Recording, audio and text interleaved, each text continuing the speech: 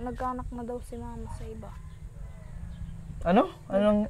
Nagkaanak na daw po si mama sa iba.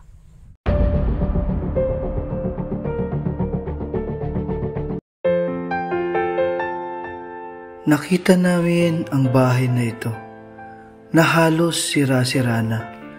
Walang pinto at kumot na lang ang ginawa nilang dingding.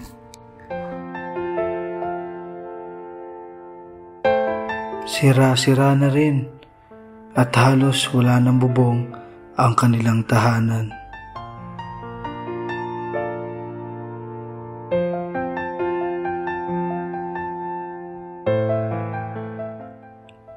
Ito ang pamilya ni Kuya Jun. May 4 na anak. Iniwan daw sila ng kanyang asawa. Umalis po. Sumama po sa iba. Ano po tatay? Sumama po sa iba. Sumama na sa iba.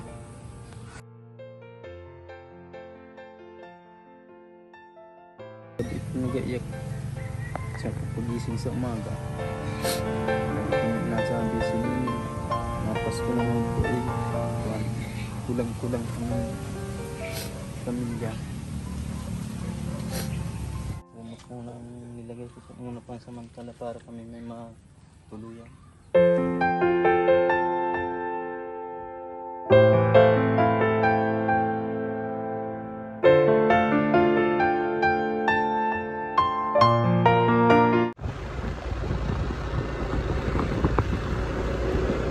Yung mga kababayan po natin magsasaka ay buwan na po ulit ng taniman ngayon. Magtatalok. Anong buwan ngayon, Sir Christian? Ay, Mayo. Mayo hanggang June pala. Puro pagtatanim po, pagtatalok.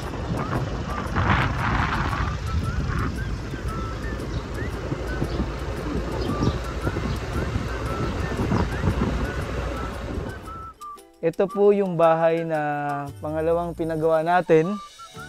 Titingnan natin kung naalagaan, kung nandito si Tatay Jun. So samahan niyo po kaming araw para kumustahin po yung house project number 2. So ito po yung pinagawa natin, may terrace.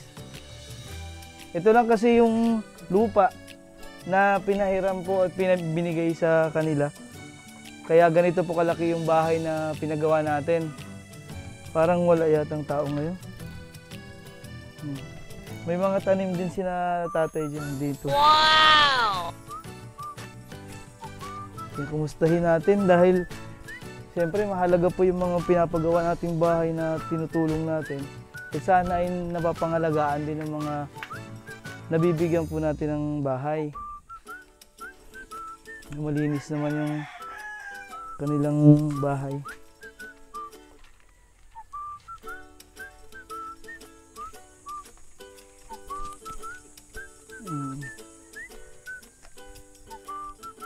Tawagin po natin si Nining. Neng, Janela. Ano pala yung nandito sa may gilid? Pakita natin. Ito. May alaga po silang mga itik. May alaga na sina Tatay dyan ng itik.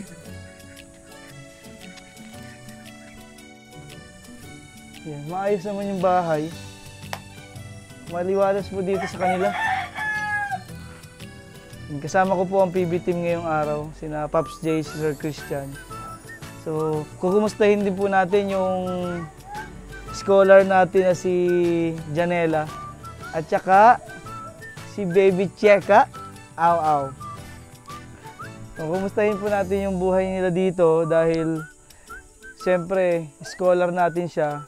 Alamin natin kumusta yung grades niya, ano yung mga kailangan niya para po malaman natin kasi magpi-face to face na o baka may face to face na dito.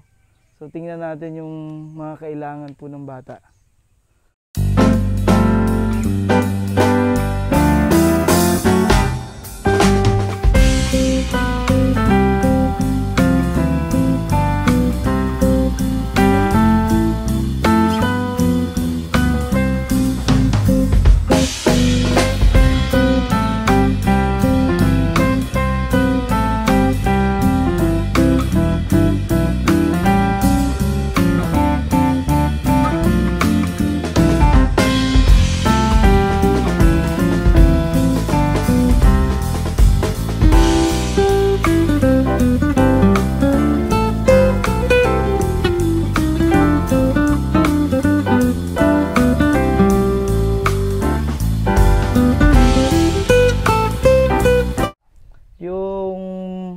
pag-aaral mo, Neng, gusto ko sanang malaman kung magpe-face to face ka na.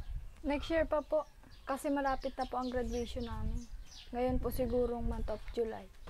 July na, graduation. Opo. So yung fourth grading nyo, Malapit na po kami mag-e-exam ka na? Opo.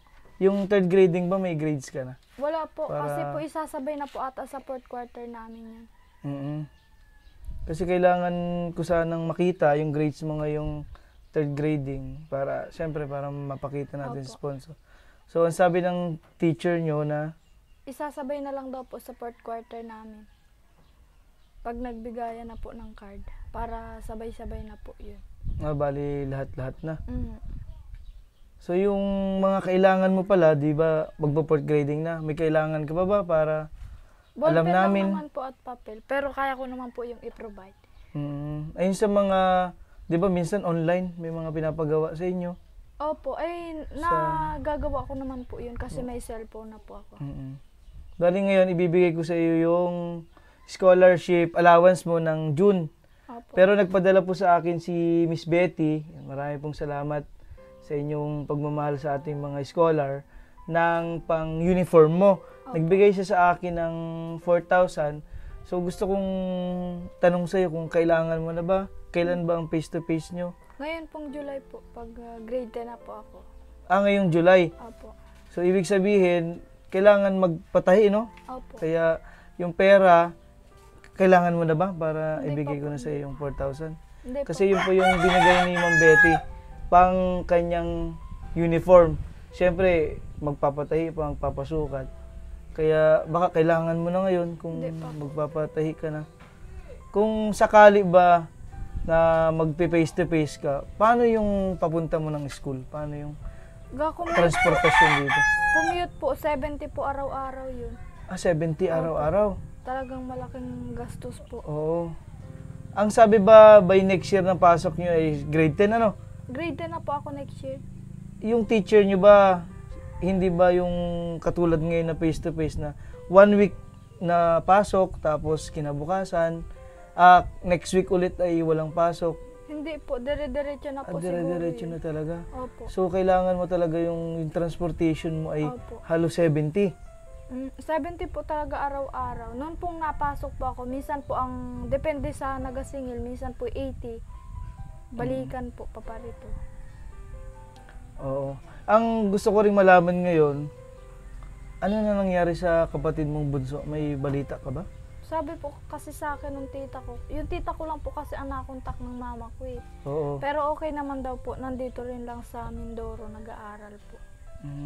Hindi ba nasabi mo sa tita mo na sana ay magkita-kita na kayo para Eh, hindi pa daw po. kasi sinabi maayos ko naman na yung buhay. Ikaw naman ay nakakapag-aral ng maayos. Sinabi ko na Magaganda po yun naman yung grades mo. sa tita ko na ipasabi kay mama. Kaya Oo. lang po eh, Kahit Hindi ikaw pa- lang, kahit Opo. kayo mga bata lang, hindi kayo pa daw magkita-kita. po siya talaga ready kasi gawa nga po dun sa nangyari sa kanila ni Papa. Hindi pa daw po siya ready na makita kami. At Kahit ikaw lang makipag-ayos. Opo. kayong mga anak. Wala po. Pero ang magandang balita, andito lang sila sa Andito Mindoro. lang po sila sa Mindoro. Yun nga lang po, nagkaanak na daw si mama sa iba. Ano?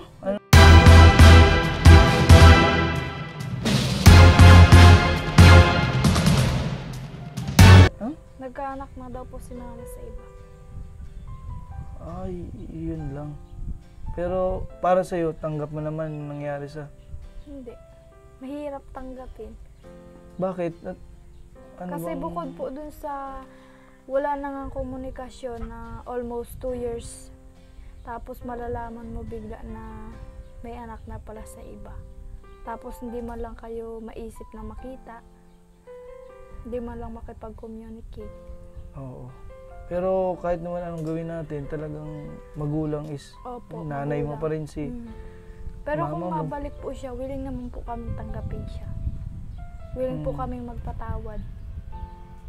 Pero sa ngayon, hindi mo pa nakikita pa rin yung bunso nyo. Hindi pa po eh. Nag-aaral naman. Pero nag-aaral daw po modular din. Naka-module din yung bata. Yung magandang balita na nakakausap mo si tita mo, Opo. na alam mo anong nangyayari dun sa kapatid mong bunso, Opo. sa kay mama mo. Yun lang nga mahirap na sana matanggap nyo sa Sana. pagdating ng panahon kasi kayo din naman yung kahit anong gawin mo, kapatid mo pa rin yun. Opo. So yun ang aming inaalala kasi sobrang tagal po ng aming vlog dito kina Janela. Araw-araw din po namin sinasabi na kung may nakakita po, ganyan, ay may mga nag-message po sa amin na gustong tumulong na kung naandun daw sa, kunwari, sa Marinduque po. Kasi akala namin nung una, nasa Marinduque. Si na mama mo, yung pala andito lang. Andito lang daw po. Sana po ay magkita-kita na po kayong mag-iina dahil siyempre po, pag nawalaki po yung mga bata, ay hinahanap po kayo.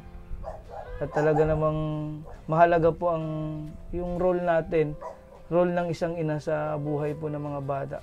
Dahil si John Lee ay ilang taon lang, yung bunso 10 years old yung lang lalaking kapatid po niya na nandito.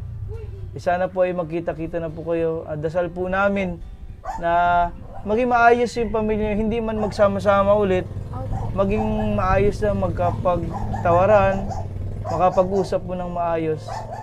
Dahil sinisikap din po ni Janela na makatapos at sinisikap din po namin na tulungan siya para po matapos yung kanyang pag-aaral.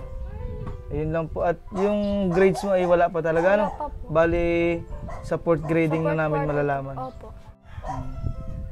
Ayun po. Sana po ipagdasal natin na maging maayos po yung kanilang pamilya, magkita-kita na sila. Sana po sa nanay po ni Janela, pwede niyo man po kaming kontakin o mag-message po sa aming Facebook kung gusto niyo pong kami po mag-set ng pagkikita niyo. Kahit hindi po dito, kahit po sa ibang lugar para magkita-kita po kayo kasi siyempre para sa akin bilang, ako din bilang anak, nanay ko nasa malayo. Hindi ko rin, nakikita ko lang sa video call. And ikaw ba, namimiss mo rin ba si mama mo? Sobra po. Pati po yung kapatid namin din. Yun nga lang, ayaw nila makipag-communicate sa amin. Sana may magawa tayo. Kaya sana po, tulungan nyo kami and ma-message po natin. Tsaka makausap po namin yung mama ni Janela.